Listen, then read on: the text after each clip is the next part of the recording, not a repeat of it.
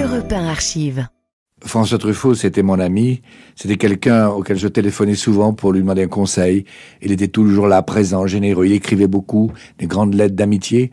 Et il était l'ami de Cocteau, et puis il était l'ami de toutes les actrices qui rêvaient de tourner avec François Truffaut.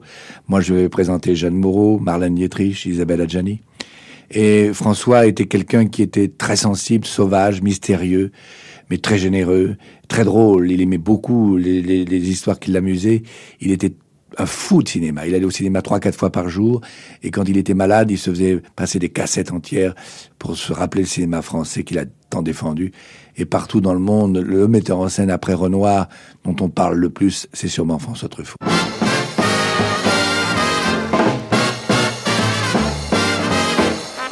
Moi, je l'ai rencontré lorsque Jacques Laurent dirigeait le journal Art. Jean Aurel. Et il m'avait confié la page de cinéma. J'ai engagé une série de critiques très jeunes, dont le meilleur était François Truffaut. Les autres s'appelaient Chabrol, Godard, Romer, etc. Ah bah non plus. Alors on a eu des tas de procès, parce que cette page était très libre. Et on avait des procès en diffamation en général. Ah, c'était assez curieux parce que c'était très rigolard, on va dire. Son ami Claude Chabrol. On se marrait énormément parce que à la fois on était des espèces de Saint-Just, je m'en rends compte maintenant. Enfin des Saint-Just comme Saint-Just d'une injustice absolument terrifiante. Mais en même temps on savait bien que nos jugements à l'emporte-pièce n'étaient que des jugements à l'emporte-pièce. Mais enfin, n'empêche qu'on avait une vision assez précise de ce qu'on aimait, quoi. Et de ce qu'on n'aimait pas. Je crois que c'était notre grosse caractéristique, c'est qu'on savait ce qui pour nous était bon et ne l'était pas. Ce qui n'est pas toujours le cas, hélas. Alors ce qu'il y a de drôle, c'est que selon nos tempéraments, on se répartit les trucs. Finalement, le plus farceur était François, François et Rivette, qui faisait beaucoup de jeux de mots aussi. Et pas les meilleurs, Si jeune et des Japonais, enfin des choses terribles, quoi. Et François était terrible parce qu'il avait son sens journalistique était tel qu'il était capable de trouver des astuces d'une cruauté que je ne répéterai pas, mais en déformant les noms, en évoquant par une astuce plus ou moins bien passée les mœurs bizarres de certains cinéastes ou des choses comme ça. C'était très drôle, oui, on se marrait énormément. Ils étaient toute une bande de copains. Ils s'appelaient Rivette, Chabrol, Godard, Daniel Valcroze, Romer, Truffaut et les autres. Tous fous de cinéma, d'un certain cinéma, celui de la nouvelle vague. Au moment du lancement, parce que ça m'est revenu ce matin, j'en ai ri tout seul. Au moment on a lancé ce slogan de la nouvelle vague qui voulait pas dire grand-chose. En 59, je crois, il y a eu à Cannes une photo, c'était la nouvelle vague française, et où il y avait 45 zigomards qui étaient là, avec des photos, on était tous là, et parmi ces mecs, il y avait un bonhomme qui s'appelait Louis Félix, qui était un metteur en scène de films de cochons soft provençaux. On peut dire que c'était ça.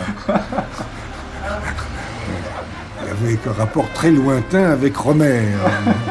Et François, après avoir vu ce truc-là, il pleurait de rire après avoir lu ça, il avait tenu à mettre un nom derrière chacun des types. Pour Louis Félix, on dit Louis Félix dit Félix le Chaud. C'est formidable.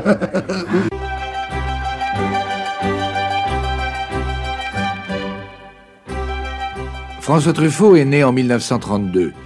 Sa mère a épousé son père après sa naissance. Il lui en est toujours resté un sentiment troublé de mystère. Au soir de sa vie, François avouait encore aux journalistes « Je ne sais pas toute la vérité sur mes origines ». Dans ses films ou dans la vie, il se confiait parfois en laissant paraître une existence d'enfant mal aimé ou ignoré, ballotté entre la rue, les salles de cinéma et les copains. C'était une petite crapule. Mais quand je l'ai connu au départ, il était... j'ignorais tout. Il m'avait expliqué que son père, enfin, Truffaut, son faux père, enfin, était... là, c'était son père, à l'époque, il disait, oui, cet explorateur, enfin, c'était très... ou alpiniste, c'était très, très vague. Et déjà, il cherchait... il était un peu crapule de temps en temps, comme ça, gentiment. Mais il cherchait pas à faire voyou du tout. Il n'avait pas un comportement de voyou le moins du monde. L'adolescence de François se déroule à Paris sous l'occupation. En octobre 1943, un événement important survient dans la vie du jeune Truffaut. L'instituteur a placé à côté de lui en classe celui qui deviendra son ami, Robert Lachenay. Oui, c'était communion avec Balzac, qui était notre héros commun. Et c'est qu'après que le cinéma est venu vers la Libération, vers 44, où ça a été plus facile d'aller au cinéma, parce que bon, pendant l'occupation, les séances étaient restreintes, puisqu'il n'y avait pas d'électricité, il y avait des pannes de courant. Donc le cinéma, c'est venu surtout à partir de 44. Mais enfin, je l'ai effectivement aussi un peu entraîné, quoi, parce que je me rappelle, je racontais des films en détail américains, en mimant les gestes, enfin, etc., montant à cheval, les films de cow-boy. Je faisais tous les acteurs. Et dès que le cinéma américain est arrivé à la Libération, évidemment, on s'est précipité, d'autant qu'on habitait Pigalle. Pigalle, il y avait tous les cinémas de la place Clichy. À la place du Delta, on avait au moins 20 ou 25 cinémas sur 1,5 km. On rentrait par les toilettes, les portes de secours, les sorties de secours. Et le samedi, on rentrait carrément par l'entrée principale en se mêlant dans les groupes. Dès qu'il y avait 5-6 personnes, il y en a un qui se mettait, l'autre dans un autre groupe, et on se retrouvait dans la salle. On arrivait à voir 3, 4, 5 films par jour. On commençait à 2h, on finissait à minuit, quoi. C'est là où il a commencé à faire ses dossiers, d'ailleurs qu'il a donné après à la Cinémathèque, je crois. Alors on faisait des dossiers, quand on n'était pas au cinéma, on découpait les articles, parce que tous les journaux, on lisait tous les journaux, enfin tout au moins la page cinéma. Alors ça nous occupait aussi une partie de la journée, et souvent une partie de la nuit.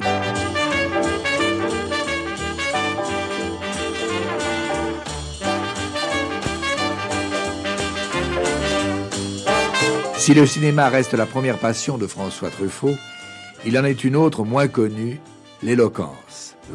On revenait de Cannes et on avait dîné et couché chez mon beau-frère qui habitait Marseille. Claude Chabrol. Il avait une belle maison à Marseille, il était expert maritime, enfin...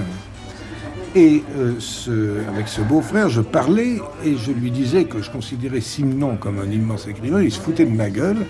Et j'avais beau argumenter, je n'arrivais pas à trouver le truc. Et François a trouvé l'argument qu'a séduit le bonhomme.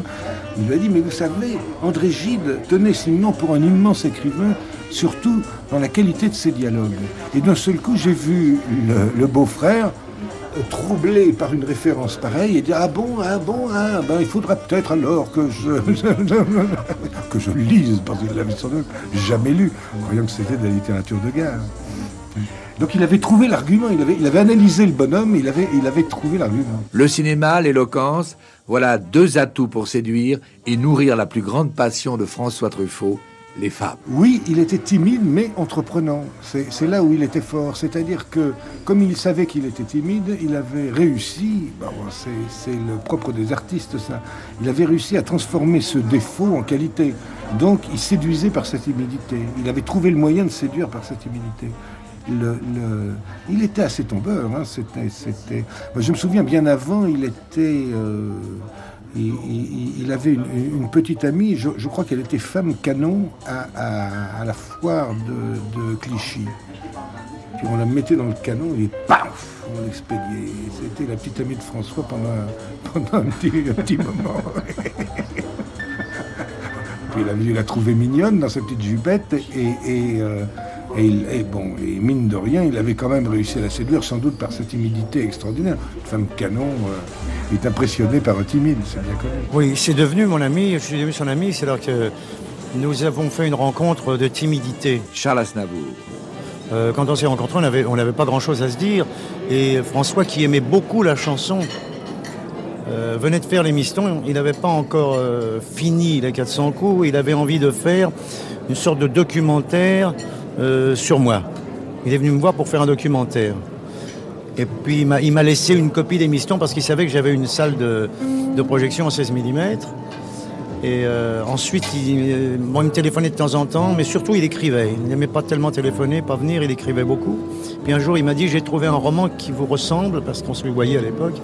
Est-ce que vous accepteriez de faire un film au lieu de faire un documentaire? Je lui ai dit d'accord, et c'est comme ça que c'est parti. Et nos rapports ont toujours été une confrontation de timidité à chaque fois. On s'est rencontrés, il me laissait un livre sans dire un mot, et puis après il m'écrivait. Et je crois que jusqu'au bout ça a été ça.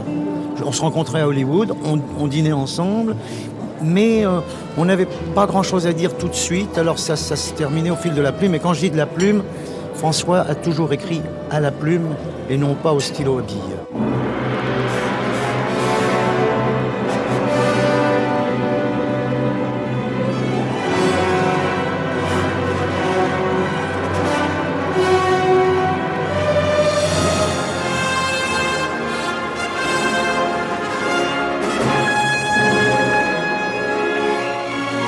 En pleine guerre d'Indochine, François s'engage pour 3 ans dans l'armée. Une folie qu'il ne tarde pas à regretter. L'armée lui va mal. Il se rebelle, déserte, est repris, conduit en Allemagne, où il regrette en prison d'avoir provoqué le destin. Finalement, il sera réformé. Il retrouvera ses amis du cinéma, André et Jeannine Bazin, chez qui il sera recueilli après cette période douloureuse de sa vie.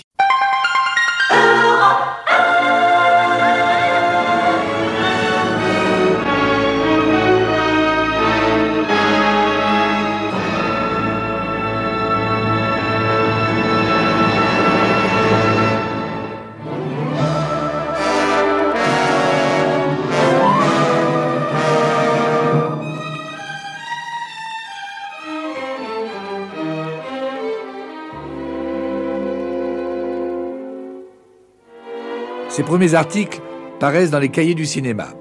Avec Chabrol, Godard, Romer, il songe alors à passer derrière la caméra. Il veut réaliser un film. Une femme va l'aider, sa femme, Madeleine, qu'il a rencontrée au Festival de Venise. Je pense que notre rencontre était un peu inattendue pour la plupart des gens. Madeleine Morgenstern. Et que le fait qu'on se marie ensuite était encore plus inattendu, étant donné le genre de film que produisait mon père, et qui n'était pas du tout des films tels que les aimait François. Le père de Madeleine produit et distribue des films considérés par les cinéphiles comme des divertissements populaires sans ambition artistique.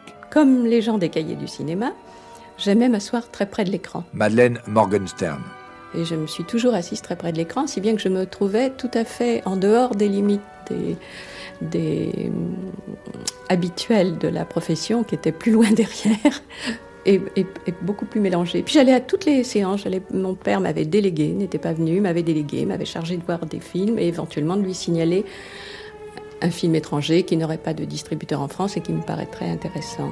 Donc très scrupuleusement, j'allais à toutes les séances. J'étais beaucoup plus dans la salle du Lido que sur la plage. Ce qui était vrai de François aussi et de la plupart des gens des cahiers à l'époque, de art. On s'est revus plutôt dans les 3 premiers rangs qu'autre chose et on s'est dit bonjour plusieurs fois, puis voilà. Il a été très, très émouvant. Moi, c'est un moment où il m'a vraiment beaucoup touché parce que j'étais moi-même marié bourgeoisement aussi. Claude Chabrol. Et quand il a épousé Madeleine, il m'a dit et ces jeunes femmes bourgeoises, alors comment fait-on quel est le bon moyen de... Et il venait de se marier, quoi. Il disait qu'il se sentait un petit peu paniqué. Bon, ça s'est arrangé très vite.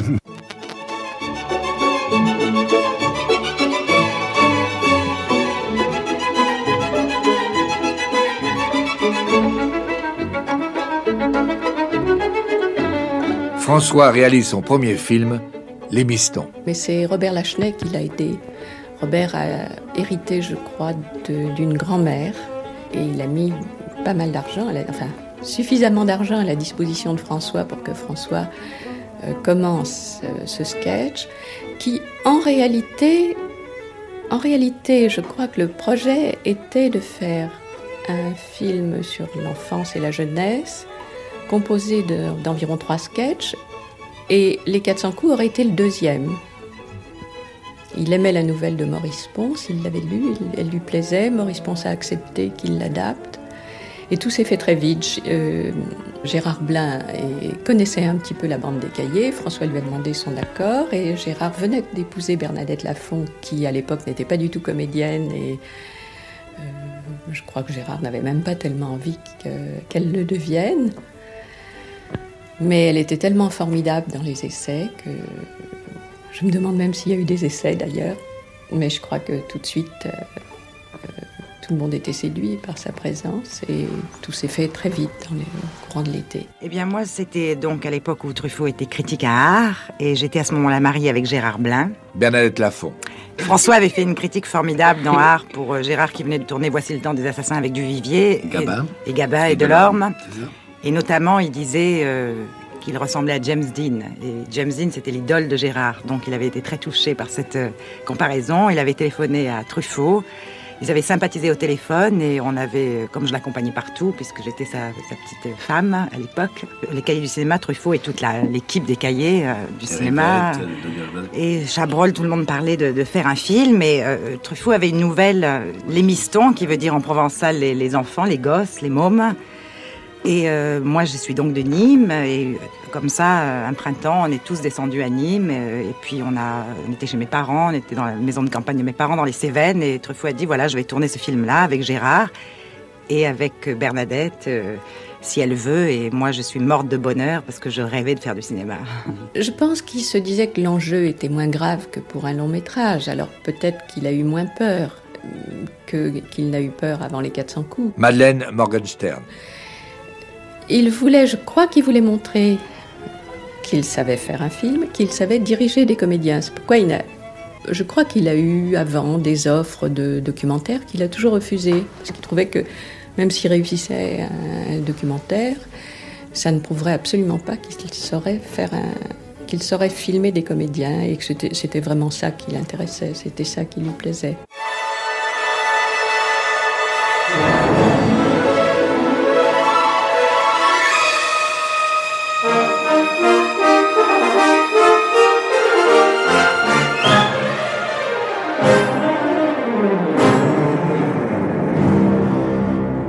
Février 1959.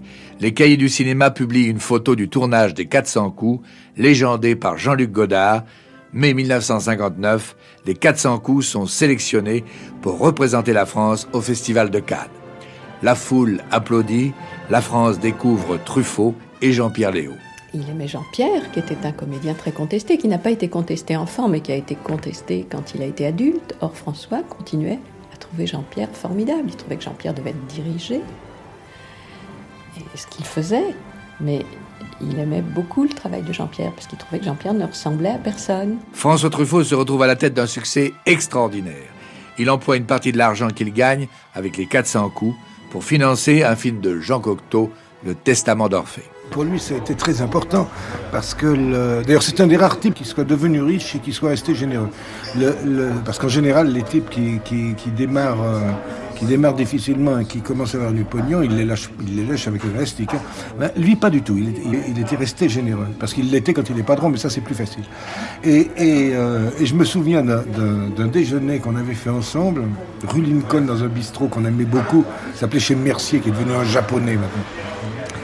Et là, on mangeait et alors moi-même, j'avais eu mes petits succès, mais moi, c'était le truc inverse. Moi, je venais d'une famille aisée, donc l'argent, je prenais ça comme ça, du bout des doigts. Et il me disait, mais alors, tu t'es fait combien avec les coups? J'en sais rien, je sais pas. Il dit, nous, on est près du milliard. Et ça, ses yeux lui sortaient de la tête, quoi. Il était fou de joie. Ce qui avait de formidable chez lui, c'est qu'il avait il était en perpétuel état de grâce, quand même, d'une certaine manière. Une phrase comme ça, qui aurait été un truc de parvenu immonde chez quelqu'un d'autre, chez lui, c'était réellement touchant. Parce qu'on savait qu'il n'y avait aucune arrière-pensée de beauf. Enfin. François, quand il est mort, il n'avait pas d'appartement, pas de maison. Il n'avait absolument rien d'autre que ses films. Et il n'a jamais voulu investir dans autre chose.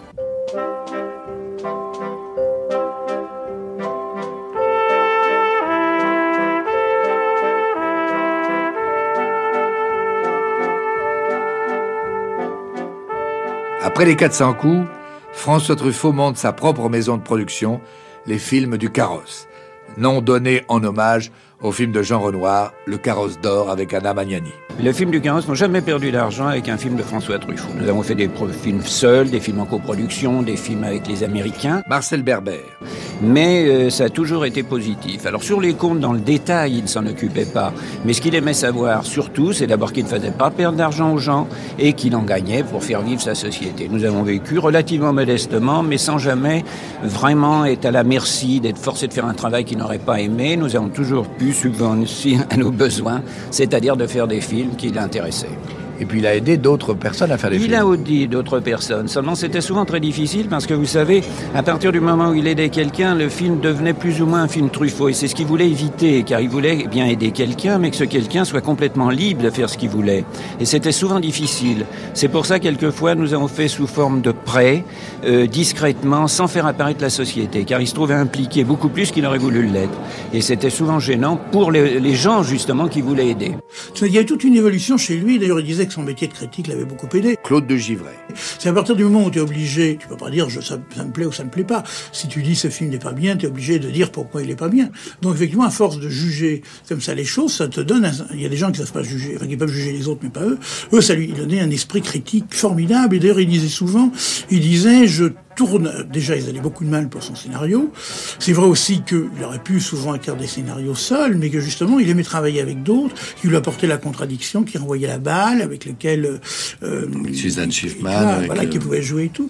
Et alors en même temps, il disait d'ailleurs, je tourne un film contre un scénario et je le monte contre le tournage, tu vois, puisque chaque fois c'était une sorte de réflexion sur la création. Donc il était toujours un peu complètement critique. Je n'ai jamais vu un script de lui avec des mouvements d'appareil indiqués.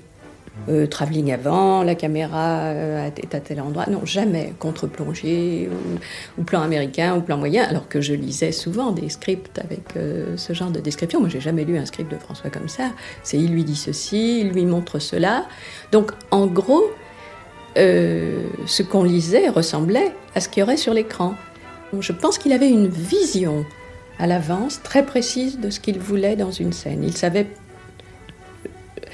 Il ne faisait jamais d'essai en mettant la caméra... Enfin, je pense, il vaut mieux demander ça à des techniciens, mais je crois qu'il ne disait pas « et si on mettait la caméra à cet endroit-là ?» Ah, bah non, ce sera peut-être mieux si on la mettait là. Il savait où devait être la caméra pour la scène qu'il devait tourner.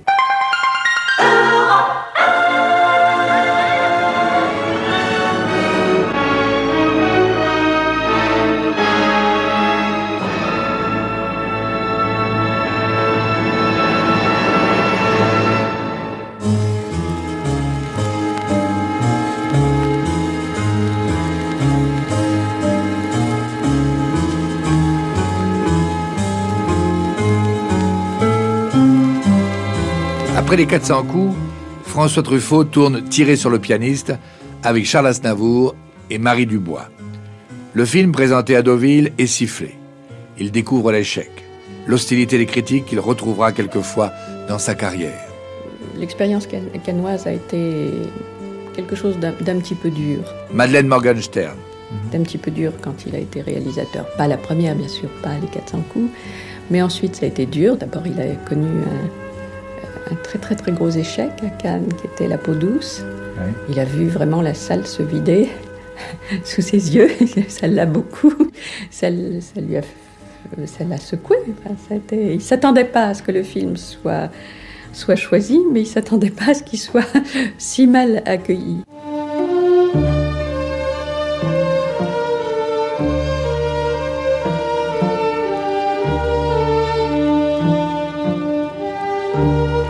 François Truffaut aimait les femmes et il aimait beaucoup les actrices. Et il m'avait demandé de lui présenter Jeanne Moreau, qui jouait à ce moment-là La Bonne Soupe de Félicien Marceau avec Marie-Belle au Théâtre du Gymnase. Donc j'ai présenté Jeanne Moreau à François Truffaut. Nous avons tourné un tout petit plan très court, porte-bonheur dans les 400 coups. Et puis bien entendu, ils se sont retrouvés pour de grands films comme Jules et Jim. Elle avait des bagues à chaque doigt, des tas de bracelets autour des poignets. Et puis elle chantait avec une voix qui cite au manjola. Elle avait des yeux d'opale qui me fascinaient. Il y avait l'ovale de son visage pâle, de femme fatale qui me fut fatale, de femme fatale qui me fut fatale. On s'est connus, on s'est reconnus, on s'est perdu de vue, on s'est reperdu de vue, on s'est retrouvés, on s'est réchauffés, puis on s'est séparés. Chacun pour soi est reparti dans le tourbillon de la vie. Je l'ai revu un soir, aïe aïe aïe, ça fait déjà un fameux bail, ça fait déjà un fameux bail. Quand on s'est connu, quand on s'est reconnu, pourquoi se perdre de vue, se reperdre de vue? Quand on s'est retrouvé, quand on s'est réchauffé, pourquoi se séparer? Alors tous deux, on est repartis dans le tourbillon de la vie. On a continué à tourner, tous les deux enlacés, tous les deux enlacés, tous les deux enlacés. Troisième film qui restera une consécration, Jules et Jim avec Jeanne Moreau. Un film écrit avec son ami Jean Gruaud et tiré du roman d'Henri-Pierre Rocher. Il avait pris un exemplaire du bouquin de l'édition Gallimard. Jean Gruaud.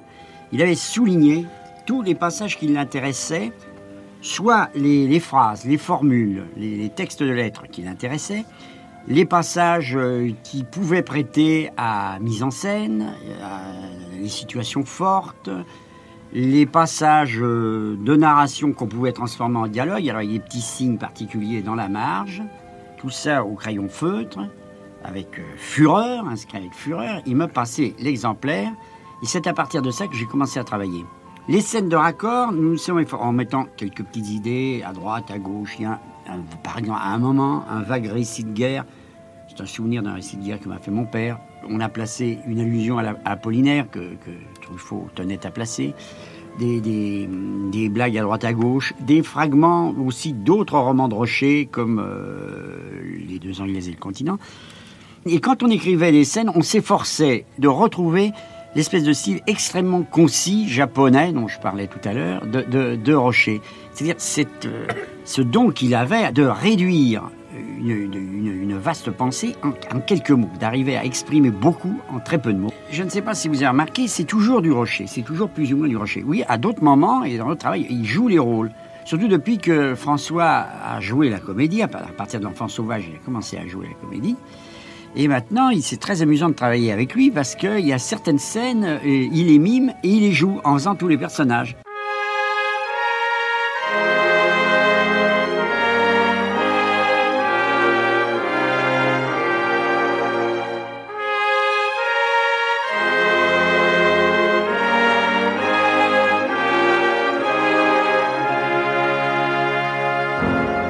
À côté de François Truffaut, on retrouve celle qui sera sa grande collaboratrice, Suzanne Schiffman. J'ai commencé à travailler avec François avec Tirer sur le pianiste. Suzanne Schiffman. Et je l'ai connu bien avant. Je l'ai connu quand on avait tous 17 ans, 16 ans, quand on aimait le cinéma et qu'on ne savait pas comment on réussirait à en faire. Mais on savait qu'on finirait par y travailler. Et François était un des plus passionnés de cette bande qu'on était. On savait qu'il ferait des films et... Comment ça se passait quand vous travailliez ensemble? Ah, des fois on se disputait quand même. Oui, on se disputait. C'est-à-dire que il avait une expression que tu connais, comme je la connais, c'était « soyons logiques ». Et quand François disait « soyons logiques », ça voulait dire « essaye de comprendre ce que je veux dire ». Ça ne voulait pas dire « ce que tu dis est illogique », ça veut dire « ça ne va pas dans la direction de ce que je cherche ». Et la seule logique, c'était sa logique interne, la logique du film. Et c'est vrai que j'avais la chance de le connaître depuis tellement longtemps qu'il était quand même assez rare que je dévie de cette logique. Mais de temps en temps, j'entendais tu es vraiment complètement folle, comment est-ce que tu peux dire des choses pareilles? Et puis on se disputait la machine à écrire aussi, parce qu'il prétendait que je tapais mal, et moi je disais qu'il tapait comme un pied, et il disait qu'avec ses 2 doigts, il tapait plus vite que moi avec mes 10 doigts, et qu'il faisait moins de fautes de frappe, ce qui était absolument faux. Mais non, ça se passait souvent chez lui, parce qu'au bureau, trop dérangé par les coups de fil, trop de mouvements. Donc on allait chez lui, et on se mettait autour de la table, et on discutait plus la construction, effectivement, ou ce qui allait être le contenu des scènes. Et puis de temps en temps, tu sais, comme était François, de temps en temps, tu sentais qu'il décrochait quand il était fatigué. Et quand c'était chez lui, dans ces moments-là, comme par hasard, il prenait ses jumelles, des grosses jumelles qu'il avait, il allait à la fenêtre et il commençait à regarder les enfants qui jouaient dans le jardin au-dessous du musée Galliera. Et au bout de quelques minutes de ce genre d'observation, je disais, je crois qu'on a assez travaillé pour aujourd'hui, alors on va remettre ça. Il attendait que tu t'en ailles. Oui. Le monde de l'enfance est toujours resté présent dans l'œuvre et dans la vie de François. Son rapport avec les enfants était un grand rapport de jeu, par exemple. C'était quelqu'un qui adorait jouer et qui faisait pas de différence. C'est-à-dire, il se mettait pas à la portée des enfants. Il profitait de ce qu'il était plus fort et plus malin qu'elle pour les battre. Pas pour les taper, mais pour les battre au jeu. Non, c'était drôle. Je trouvais qu'il les dissipait au lieu de les contrôler. J'avais du mal à rattraper le coup après.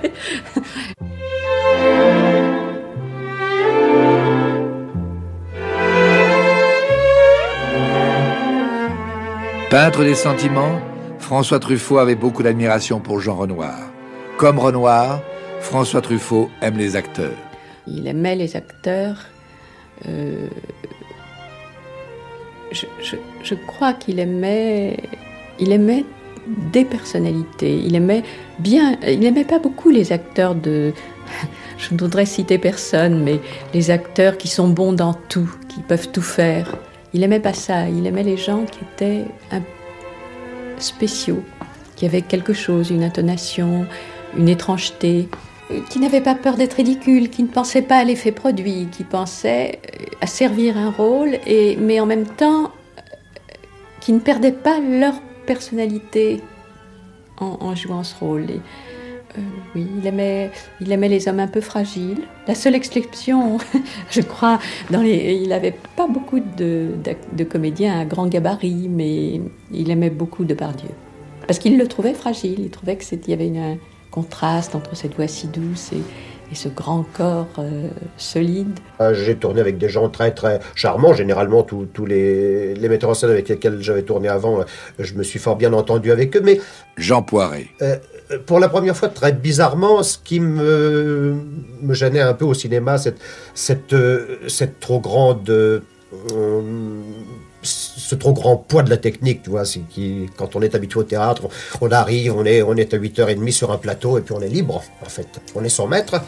Je me suis rendu compte avec François Truffaut dans Le Dernier Métro que subitement on pouvait ne plus s'apercevoir de la technique, du poids de la technique. Et Dieu sait que François Truffaut ne faisait pas des plans simples. L'appareil bougeait beaucoup. Des plans séquences. Oui. Des plans séquences et des scènes souvent assez longues.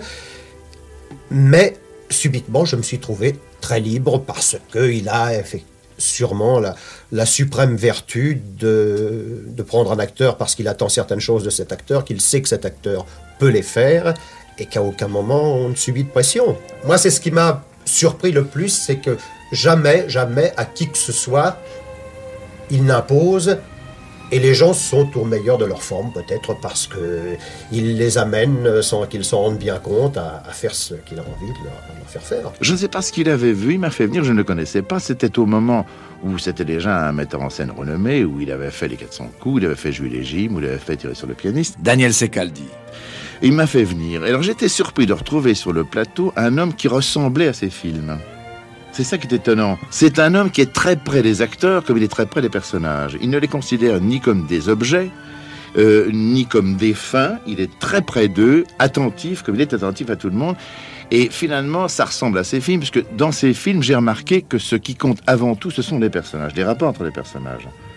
Il est malin, mais il a énormément de pudeur. C'est ça. Et comme il a de la pudeur, de l'intelligence et du tact, Il n'impose jamais, il y va très doucement, il donne des indications légères, ce qui est vraiment ce qu'on préfère. Alors, pendant le tournage, je trouve qu'il était merveilleux parce que... Jean-Pierre Aumont. Le nombre de metteurs en scène, ou bien qui ne nous indiquent rien du tout, ou bien qui, au contraire, veulent nous dominer, nous faire faire ce qui... Et avec François, c'était le rêve parce que il nous laissait faire d'abord ce que nous voulions pour nous montrer qu'il avait confiance en nous. Et puis, peu à peu, il nous corrigeait, il cernait le personnage. Mais avant tout, il nous avait donné des ailes parce que il voulait que nous sentions tous qu'il avait besoin de nous autant que nous avions besoin de lui.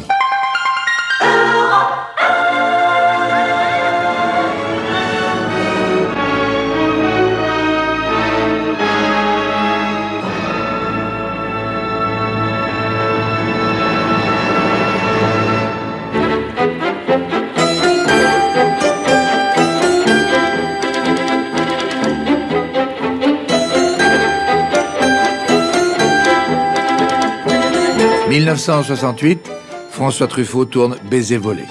Le public va retrouver le personnage d'Antoine Doinel, le personnage en partie autobiographique de l'œuvre de François. On a souvent l'impression qu'il y a dans ces films des messages personnels.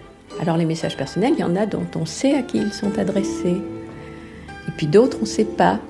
Il y en a qui nous sont adressés à nous, qui sont adressés à ses enfants, qui sont des allusions. Il va mettre... Et puis il inversait souvent des choses, c'est-à-dire qu'il peut mettre dans la bouche d'un personnage féminin quelque chose qu'il a entendu chez un homme. Donc il brouillait un peu les pistes, il se servait des choses. C'était surtout j'avais souvent cette impression de message personnel et de temps en temps je me disais qu'il y avait des messages, je ne savais pas qui étaient les destinataires et je me le dis encore. Oui, absolument, mais il adorait réellement les femmes et il avait tout à fait raison. Je partage tout à fait cette opinion. Mais lui en plus, professionnellement, il les désirait. Je veux dire que quand il faisait tourner, quand il choisissait une actrice et qu'il la faisait tourner, il éprouvait vraiment le besoin d'essayer d'avoir les relations les plus intimes possibles avec elle. Bon, je suppose que quand ça fonctionnait pas, il n'en tombait pas malade, mais sans doute que ça lui facilitait les choses pour son film, quoi. Il a fait partie des rares cinéastes qui se sont beaucoup intéressés aux personnages féminins. C'est pour ça qu'il adorait Ophuls, déjà, qui a travaillé beaucoup les personnages féminins. Et chez lui, les personnages féminins ont toujours été importants, mais pour une raison très simple, c'est que pendant très longtemps, il faisait tourner les jeunes femmes qu'il désirait, quoi. Donc,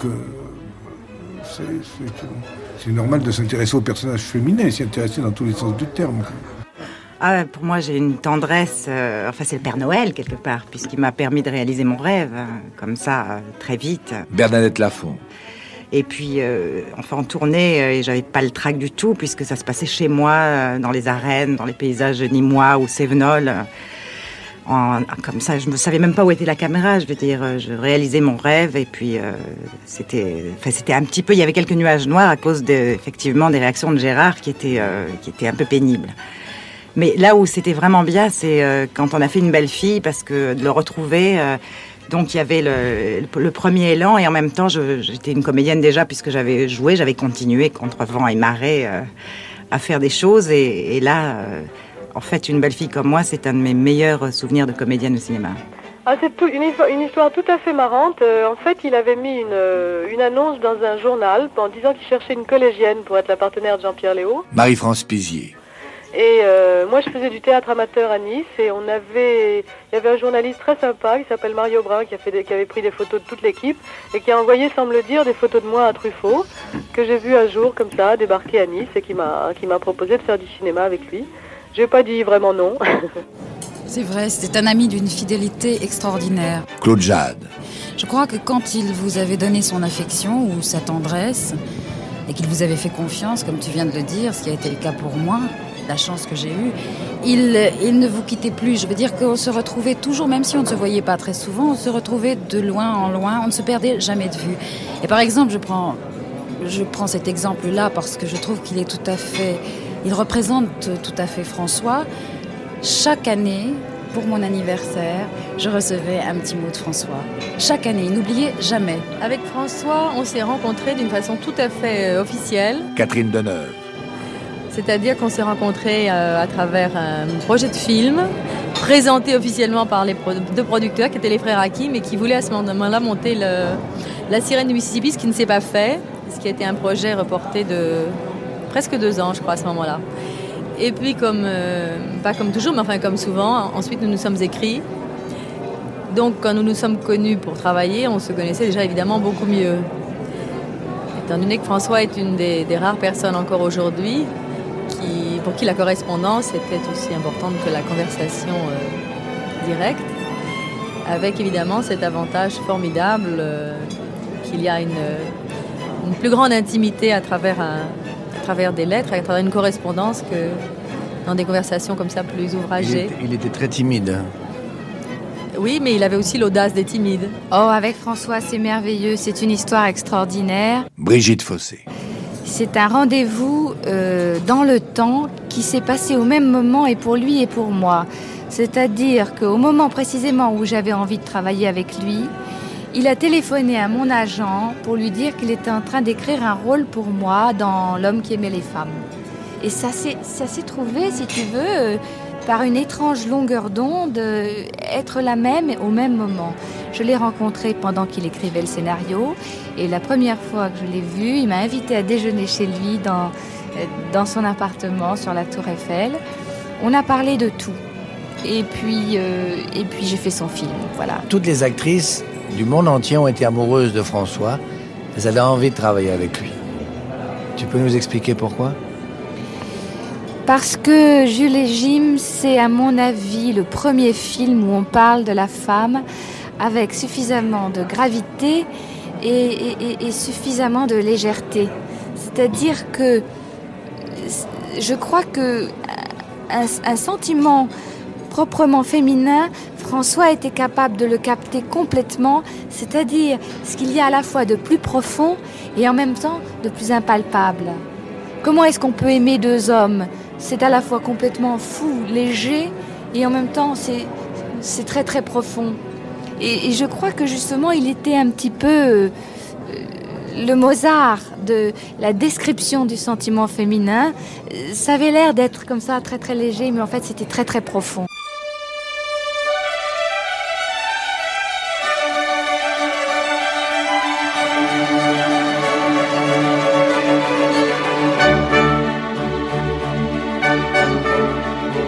Domicile conjugal, Les 2 Anglaises et le continent, François Truffaut se classe lui-même parmi les réalisateurs qui prolongent à travers leurs films leur propre jeunesse.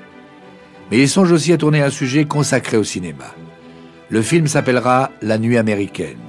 Et cette fois, à côté de Jean-Pierre Léaud, on découvrira une actrice américaine, Jacqueline Bisset. Il avait écrit à mon agent qui ne m'avait pas donné le message, qui s'intéressait à moi pour ce film. C'était 1 an avant le film.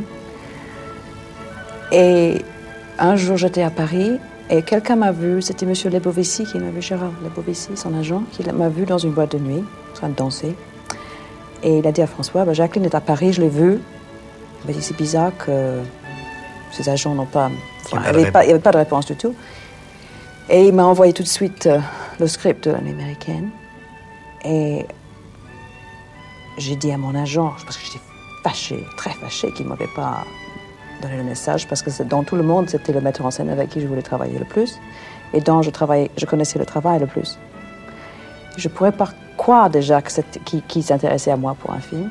Et je l'ai rencontré seulement quand je suis arrivée à l'aéroport de Nice pour commencer à travailler à la Victorine. Tu ne l'avais jamais vu avant? Jamais, non. Moi, je me rappelle, on m'avait demandé d'amener une garde-robe de star. Et moi, je n'avais pas une garde-robe de star, j'avais quelques vêtements, plutôt style hippie californien, parce que j'ai vécu au soleil. Et je me dis, qu'est-ce que ça peut être pour François Truffaut, un garde-robe de star? Et j'étais paniquée parce que je savais que Valentina Cortese allait amener sa garde-robe. Alexandra Stewart allait amener. Je ne savais pas comment elle s'habillait, Alexandra. Alors moi, je suis vite allée dans un magasin. J'ai dépensé de l'argent pour acheter trois ensemble. Que je trouvais peut-être c'était élégant. Je ne savais pas. J'étais effrayée que je me trompe. Et François a regardé ces choses très méticuleusement. Et en fait, il a choisi ce qui était le plus straight. How do you say straight? Simple. Simple, mais non, plus bourgeois. On ne peut pas dire qu'il n'avait pas un goût terrible. Et bon, ce qui n'est pas grave en soi. Il y a beaucoup de gens qui n'ont pas de goût, et même des cinéastes qui n'ont pas de goût. Mais très souvent, ils ne savent pas. Alors, le résultat est terrible. Non, alors que lui, il savait. Donc, il était très précautionneux là-dessus. Il avançait avec beaucoup de précaution. La décoration de ses films, c'est très remarquable parce que on sent le type qui fait attention, qui fait énormément attention, non seulement à ne pas faire de faute de goût, mais encore à ne pas avoir un goût ostentatoire. À ce qu'il n'y ait pas de goût, entre guillemets, particulier.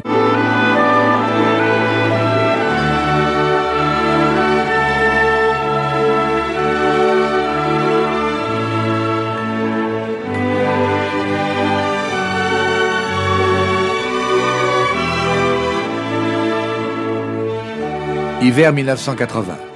Cette fois, François Truffaut s'intéresse à l'univers du théâtre. Il tourne Le Dernier Métro avec Catherine Deneuve et Gérard Depardieu. Ce film va remporter un énorme succès.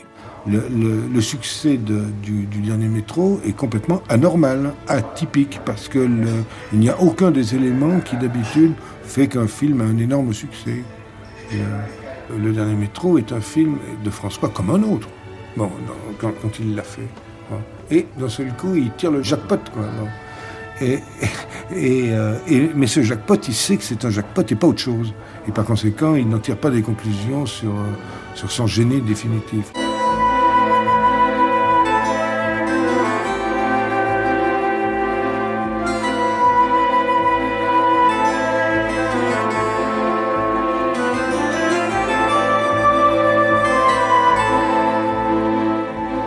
Après un tel succès, il était difficile de tourner quelque chose de comparable.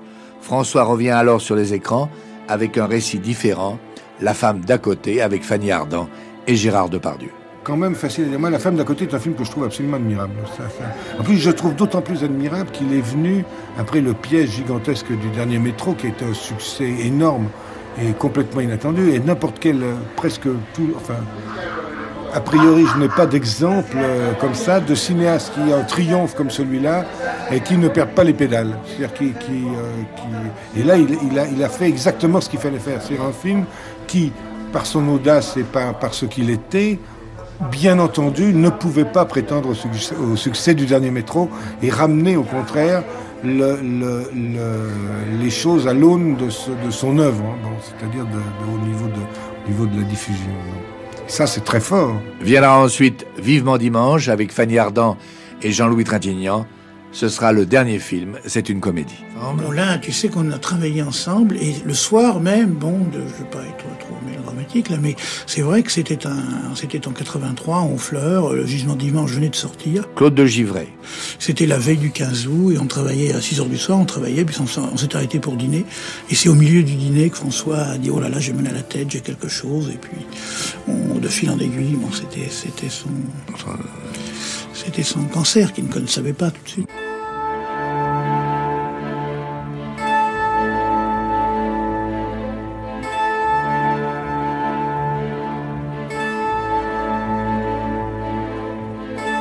Pourquoi je fais tellement de films d'amour? Je fais des films avec des enfants, j'aime beaucoup travailler avec des enfants, mais sinon, en dehors de ça, je fais des films d'amour. François Truffaut.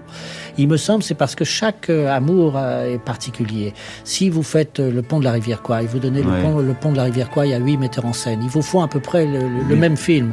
Si vous leur donnez à 8 le scénario de La femme d'à côté, ils feront chacun un film très différent, parce que à ce moment-là, on parle quand même de soi, on parle de choses qu'on a ressenties, et les histoires d'amour sont vraiment particulières. Je dirais même que le même scénario, si vous le faites jouer par 2 autres acteurs, vous avez encore un autre film, vous voyez. Donc c'est une chose sans fin. C'est ce qui nous différencie d'ailleurs. Il y a une polémique en ce moment un peu absurde entre cinéma français et cinéma américain. Moi je crois que le cinéma américain est très fort pour l'action, c'est un cinéma de situation, mais pour que le cinéma de sentiment, nous sommes plus forts en France. Le cinéma qui raconte, qui montre les relations entre les hommes et les femmes, je crois que c'est la spécialité en Europe et que justement nous ne devons pas imiter les Américains en faisant des films de gangsters et en sortant les revolvers à tout bout de champ, mais plutôt travailler dans notre domaine qui est celui des sentiments et spécialement des films d'amour. Bye bye. Vous venez d'écouter Destins extraordinaires, un podcast issu des archives d'Europe 1. Réalisation Julien Tarot. Production Raphaël Mariat. Patrimoine sonore Sylvain Denis, Laetitia Casanova, Antoine Reclus. Destins extraordinaires est disponible sur le site et l'appli Europe 1. Écoutez aussi l'épisode suivant en vous abonnant gratuitement sur votre plateforme d'écoute.